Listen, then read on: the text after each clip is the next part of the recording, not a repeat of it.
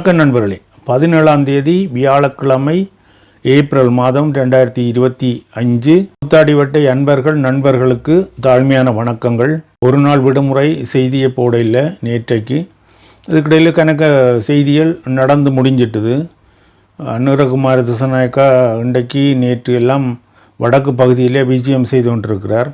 அதற்கு முதலாவதாக ரணில் விக்ரமசிங்க முயற்சி செய்தார் பிள்ளையானை சந்திக்கிறதுக்கு செய்த முயற்சி வெற்றி அளிக்கவில்லை. அடுத்ததாக உதய் கம்மன் பிள்ளையானை சந்தித்து பேச்சுவார்த்தை நடத்தியிருக்கிறார். அவர்கள் தனிமையாக சந்திக்கிறதுக்கு விரும்பின போதும் ரகசிய போலீஸார் அதுக்கு அனுமதிக்க இல்லை. இப்படி கணக்கு செய்திகள் முடிஞ்சு வந்து போய்விட்டது.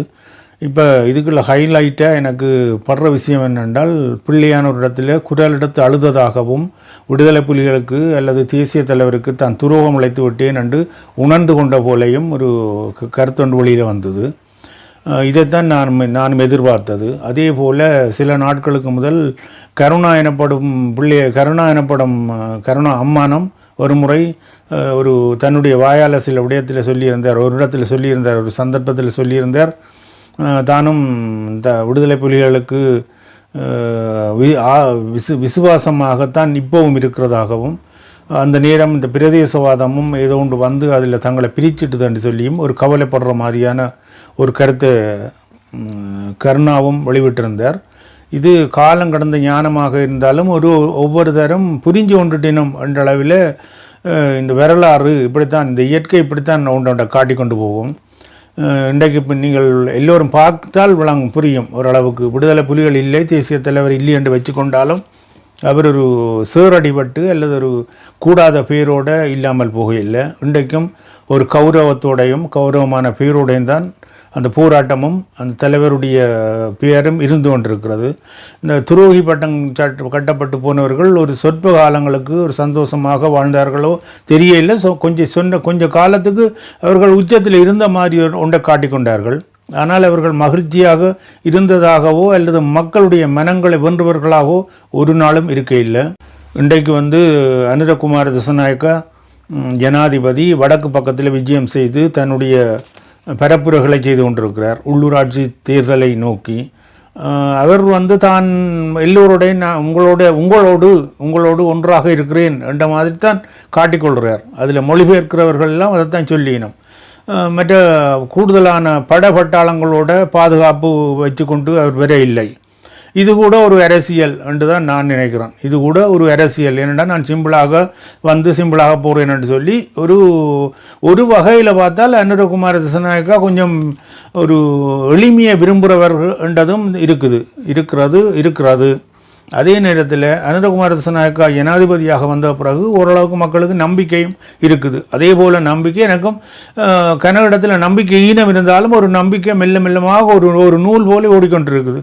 ஏதோ ஒன்று நடக்கும் என்று சொல்லி ஒரு நம்பிக்கை தானே வாழ்க்கை.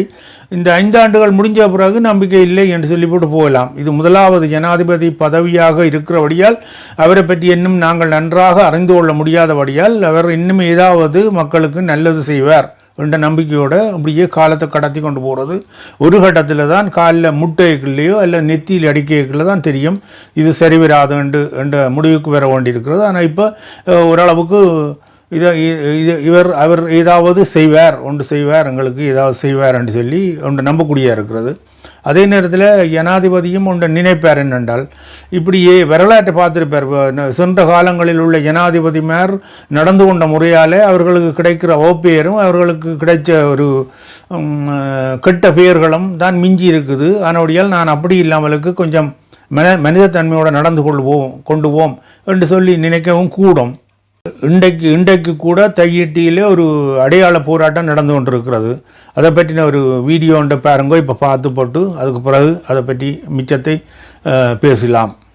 நாங்க இப்ப ஜனாதிபதி வாரன்றதுக்காண்டி நாங்க வாய்மூடி மௌனிகளாக இருக்கலாம். ஏன்னா நாங்க இழந்தவர்கள். அதுல பாராளுமன்ற உறுப்பினர் ஒருவர் சொல்லியிருந்தார், ஆளுங்கட்சி உறுப்பினர் தையிட்டி விகார தாங்க கட்டையிலே என்று. நாங்களும் சொல்லல நீங்க தான் கட்டினீங்கள் என்று. ஆனா உங்களோட காலத்துல இன்னொரு புது கட்டிடம் ஒன்று திறக்கப்பட்டிருக்கு. அதுக்கு கூட எந்த ஒரு தடை உத்தரவுமே வழங்க முடியாத ஒரு கையாலாகாத நிலையில தான் நீங்க இருக்கிறீங்க. பார்த்தீங்கன்னா அந்த சகோதரி கூட சொல்கிறா என்னென்னு சொன்னால், உங்களோட காலத்திலே அந்த விகாரை கட்டுப்படவில்லை என்றதை நாங்களும் ஒத்துக்கொள்கிறோம். அதே நேரத்தில் உங்களுடைய காலத்தில் தான் இப்போ அடுத்து ஒரு மண்டபம் கட்டப்பட்டு திறந்திருக்கிறது. இதை நீங்கள் கருத்தில் கொள்ள வேணும். இதுக்கு நீங்கள் தானே பொறுப்பாளர்களாக இருக்க முடியும் என்று சொல்லி அவர் சுட்டி காட்டுறா. இந்த இந்த இந்த இந்த அடையாள போராட்டம் எப்படி என்றாலும் புலனாய்வுத்துறை மூலமாக ஜனாதிபதிக்கு சென்று சேரும் பொழுது அவருக்கும் சிந்திக்கிறதுக்கு ஒரு இடம் இருக்கிறது என்று தானே எண்ணக்கூடியாக இருக்கிறது. அப்போ ஒரு இடத்துல என்றாலும் அவர் பார்ப்பார், ஓ இப்படி ஒரு நம்பிக்கையை வச்சு போராடி கொண்டிருக்கிறார்கள், இதில் என்னதை நாங்கள் கண்டு முடிக்க போகிறோம் என்று சொல்லி ஒன்று நினைக்கக்கூடும். அல்லது இது அரசியல் ரீதியாக இந்த விகாரியை அகற்றினால் டாக்டர் அர்ஜுன ராமநாதன் சொன்னது போல மக்கள் நினைக்கக்கூடும், சிலவள சிங்களவர் நினைக்கக்கூடும், அங்கே தமிழ் எம்பி கூடியொருத்தர் அந்த பாஞ்சாலியே அல்லது அந்த விகாரியை உடைக்க வேண்டாம் என்று சொல்லி நின்று போய் வாதாடினவர் இந்த எங்களுடைய ஜனாதிபதி போய் உடைச்சு போட்டார் என்று சொல்லி ஒரு குறுமுட்டான ஒரு சிந்தனையையும் ஊட்டக்கூடும். மக்கள் மத்தியிலே ஒரு பரஸ்பரம் ஒரு சமாதானத்தை தோற்றுவிக்கிற மாதிரி ஒன்றை கதைத்து அந்த விகாரி அப்படியே இருக்கட்டுக்கும், மற்ற நிலங்களை திருப்ப நாங்கள் தரலாம், அதுக்கான நஷ்டஈடுகளை கொடுக்கறதுக்கு ஒரு வழி முடியுமோ என்று முயற்சி செய்கிறதுக்கும் ஒரு இடம் இருக்குது தானே. அப்போ அதுக்கு கூட ஒரு நாங்கள் ஒத்து போகலாம், மக்களோட மக்களாக ஒத்து போகலாம் என்ற ஒரு எண்ணம் இருந்தால் தான் அந்த முயற்சி செய்கிறதுக்கான எண்ணம் பெறக்கூடும். அதோட ஒரு நல்லவர் அவர் செய்வார், அவரால் கிடைக்கும் என்று சொல்லி ஒரு குரல் கேட்டுக்கொண்டிருக்கும் பொழுது நாங்கள் கூடாதவர் அவர் செய்ய மாட்டார் என்றதை நோக்கி போக மாட்டோம். அப்போ அனுரகுமார திசாநாயக்க ஜனாதிபதி ஓரளவு நல்லவர், வல்லவர், செய்வார், ஒரு எளிமையானவர் என்று சொல்லி ஒரு பேரொண்டு அப்படியே பரவி கொண்டு வாத அவருக்கும் காதில் கேட்டிருக்கும். அதனுடைய தான் அவர் வந்து இந்த எதிர்ப்புகள் ஒன்றும் இருக்காது எனக்கு என்று சொல்லித்தானே எளிமையாக தனிமையாக பட்டாளம் கூடி பொடிக்காட்டுகளை கொண்டு வந்து அதிரடி படையினரை சுற்றி நிறுத்தி அப்படி வராமலுக்கு சாதாரணமாக வாரார்.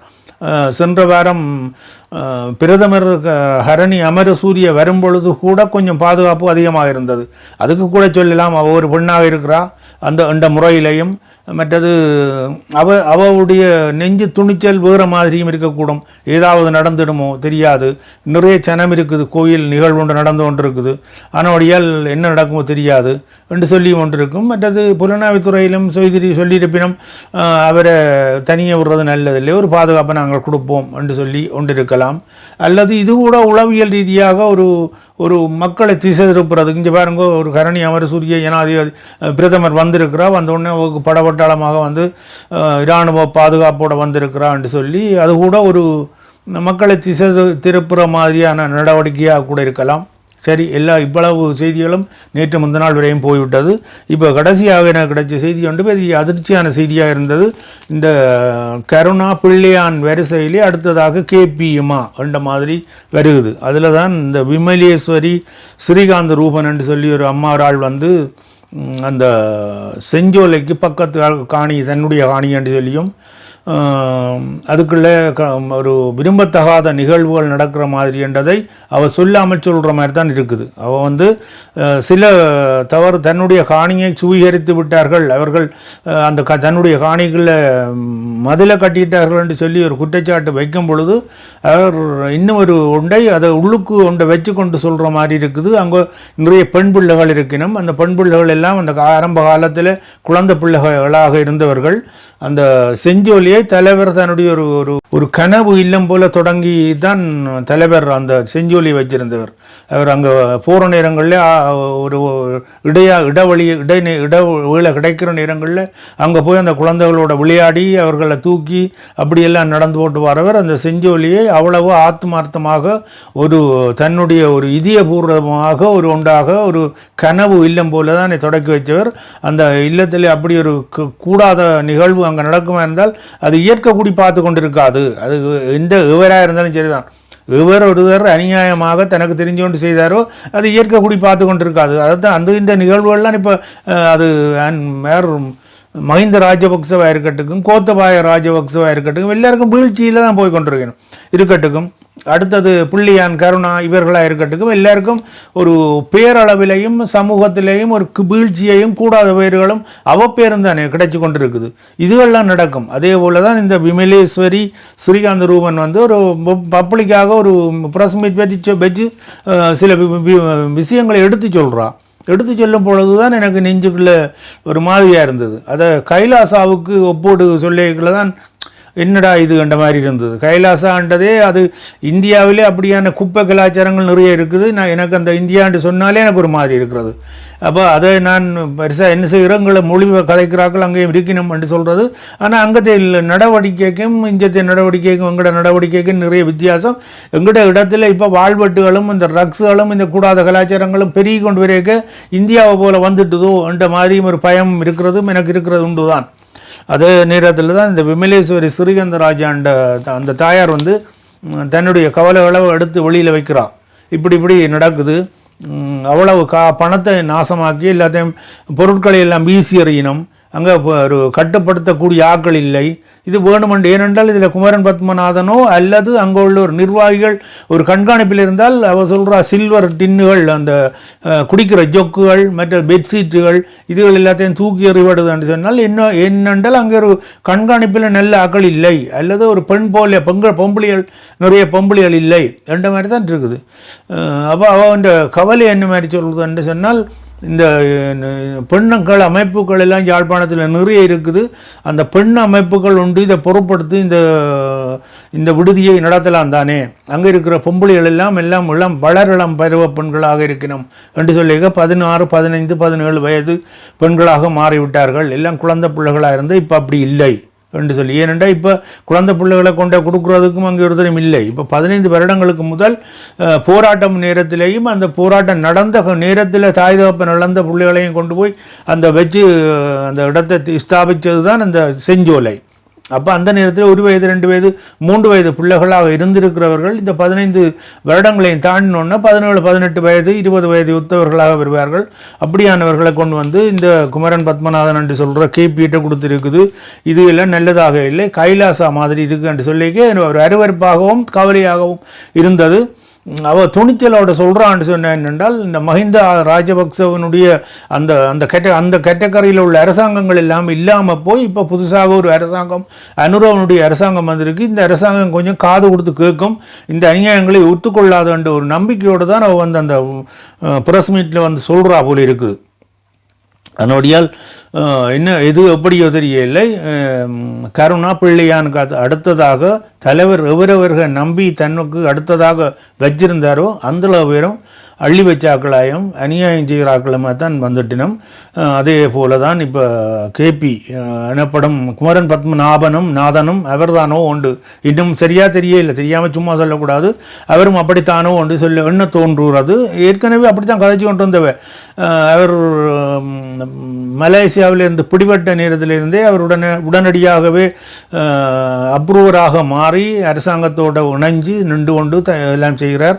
அவருடைய விடுதலை புலிகள் ஆயுதம் வாங்குறதுக்கு சேர்த்த எக்கச்சக்கமான கோடிக்கணக்கான பணங்களும் அவற்றை கையில் அம்பிட்டுட்டுன்னு சொல்லியும் அந்த பணங்கள் எல்லாம் ராஜபக்ச பக்கத்தில் போனாலும் ஒரு பகுதியை குமரன் பத்மநாபனுக்கு கொடுத்து அவருக்கு ஒரு இடத்தை ஸ்தாபித்து கிளிநொச்சியில் அந்த செஞ்சோலியை நிறுவி கொடுத்துட்டு அவர்கள் இருந்தவர்கள்.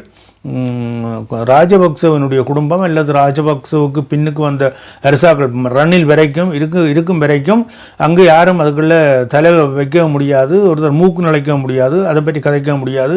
ஏனென்றால் இராணுவ பாதுகாப்பு அவருக்கு அப்படியே நிழலாக இருந்து கொண்டிருந்தது. போலீஸ் பாதுகாப்பு நினைச்ச உடனே போலீஸ்க்கு அடிச்சோன்னா உடனடியாக வந்து போலீஸ் வந்து அந்த இடத்துலேருந்து யார் வெளியிலண்டு ஏதாவது குரல் கொடுக்கணுமோ அவர்களை இல்லாமல் உண்டு இல்லை என்று செய்தி போட்டு போகக்கூடிய இருந்தது. இப்பொழுது அப்படி இல்லை என்றதைத்தான் இந்த விமலேஸ்வரி ஸ்ரீகாந்த ரூபனுடைய குரல் வெளிப்படுத்துவதாக தெரியுது. என்ன மாதிரி நாசமாக போகிறது போகட்டுக்கு விட்டாலும் அங்கே உள்ள பிள்ளைகளுக்கு ஒன்றும் அநியாயம் நடக்கக்கூடாது, கூடாத மாதிரியான நிகழ்வுகள் அங்கு அரங்கேறுவதற்கு இடங்கள் அளிக்கக்கூடாது என்பதை இந்த சமூக அமைப்புகளும் சமூகத்தில் உள்ள பெரியவர்களும் யாழ்ப்பாண பக்கத்தில் கிளிநொச்சி யாழ்ப்பாண பக்கத்தில் இருக்கிற பொது அமைப்புகளும் தயவு செய்து இதை கவனத்தில் கொள்ள வேணும். அங்கே நல்லது தான் நடக்குதுன்னு சொன்னால் சரி பரவாயில்லை, நல்லதாக நடக்கட்டுக்கு அந்த விமலேஸ்வரி ஸ்ரீகாந்த ரூபன் சில வேளைகள் தன்னுடைய காணியை அபகரித்து விட்டணுமென்றதுக்காக ஒரு அபாண்டமாக ஒரு குரலை கொடுத்து வேறு குற்றச்சாட்டை வச்சாவோன்ற ஒரு எண்ணமும் எண்ண தோன்றுவது இல்லை என்று தான் நான் நினைக்கிறேன். அப்படியும் எடுக்கலாம். சில வேளைகளில் தன்னுடைய காணிகளை 40 மீட்டர் ஏதோ தன்னுடைய காணிகளை மதிலை கட்டி விட்டார்கள், இன்னும் கட்டுறதுக்கு இருக்கணும் என்று சொல்லிக்க அவங்க அவருடைய காணியையும் அபகரிச்சுட்டு நிமிண்ட மாதிரி இருக்குது. அந்த கோபத்தில் கூட வேறு குற்றச்சாட்டுகளையும் வைக்கலாம் என்று எண்ணக்கூடியதாக இருந்தாலும் தயவு செய்து இந்த பொது அமைப்புகள், இந்த சமூக மட்டத்தில் உள்ள சமூக நல்லிணக்க அமைப்புகள் அதுக்குள்ள தலையிட்டு மெல்லமாக ஒரு பார்வை செலுத்தி இதுக்குள்ள என்னவாது தவறுகள் நடக்கிறதோ என்றதை பார்க்கறது தானே நல்லது. இந்த எம்பிமார் பார்க்கலாம், மற்றது சமூக அமைப்பில் உள்ள பெரிய பெரிய மட்டத்தில் உள்ளார்கள் பார்க்கலாம், உள்ளூராட்சி பிரதேச சபையில் உள்ளவர்கள் இதில் கவனிக்கலாம், கவனத்தில் எடுக்கலாம். எல்லாத்தையும் பார்த்தாலும் அங்கே நடக்கிறவங்களுக்கும் பெரிய மோசமாக தானே இருக்குது. பள்ளிக்கூடத்தில் பார்த்தால் ஆம்பளை பிள்ளைகளை கொண்டு போய் பாலியல் குற்றச்சாட்டுகள் வருது, குற்றம் செய்கிறார் ஒருத்தர். மற்றது அரசியல்வாதிகளை பார்த்தால் இவருக்கு என்ன மாதிரி கதைக்கிறேன்னு தெரியல. நேற்று பார்த்தால் ஒரு அரசியல்வாதி ஒருத்தர் இந்த சங்கில் போட்டி போடுறார் போல இருக்குது.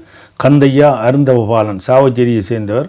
அவர் ஏற்கனவே 2-3 கட்சி மாறிட்டார். அவர் தமிழர் தேசிய கூட்டமைப்பை பற்றி இளங்குமரன் ஏதோ குறைச்சி சொல்லி போட்டாராம் என்று சொல்லி முறுகி கொண்டுக்கிறார். இப்போ தமிழர் தேசிய கூட்டமைப்பு இல்லை, இப்போ இல்லை. அந்த பேரை வச்சுக்கொண்டு தமிழர் தேசிய கூட்டணி என்று சொல்லி இந்த சுரேஷ் பிரேமச்சந்திரனும் மற்ற சித்தார்த்தன் போன்றவர்கள் வச்சிருக்கணும்.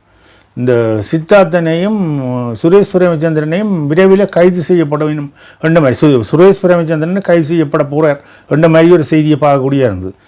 சுரேஷ் பிரேமச்சந்திரன், சித்தார்த்தன், மற்றது அடைக்கலநாதன் இவர்கள் எல்லாம் அந்த நேரம் தமிழ் தேசியத்துக்கு எதிராக நின்றவர்கள். அவர்களோடு சேர்ந்து அந்த தேசிய தலைவர் அந்த நேரம் தமிழர் கூட்டமைப்பை, தேசிய கூட்டமைப்பை ஏதோ ஒரு காரணத்துக்காக நிறுவி போட்டு போயிட்டார்ன்றது ஒன்று. அதை பிடிச்சி தொங்கி கொண்டு நின்று இளங்குமரன் எம்பி இளங்குமரன் ஏதோ தவறாக ஏதோ மாறக்கூடாமல் கதைச்சிட்டார் போல இருக்குது. குதைச்சா கருத்தால் தானே திருப்பி அடிக்கணும். இளங்குமரனும் இளம் சின்ன ஆள், அவர் கணக்கு இடங்களில் நான் நினைக்கிறேன் கொஞ்சம் வாய்களை அப்படி இப்படி தான் விட்டவர் கொஞ்சம் கொஞ்சமாக திருந்தி கொண்டு வர்ற மாதிரியும் இருக்குது. அப்படித்தானே வர்றது. தவறுதலாக இருந்தால் தவறுகளை சுட்டி காட்டணும், கருத்தை வெல்லணும். இந்த இறந்தவாளன் என்றவர் அவருக்கு நிறைய வயசு போல இருக்குது, தலையெல்லாம் நிறைச்சு அப்படி நிறைய விழுந்து கிளம்ப பெருவ மெய்தி என்ற மாதிரி தான் அவர் இருக்கிறார்.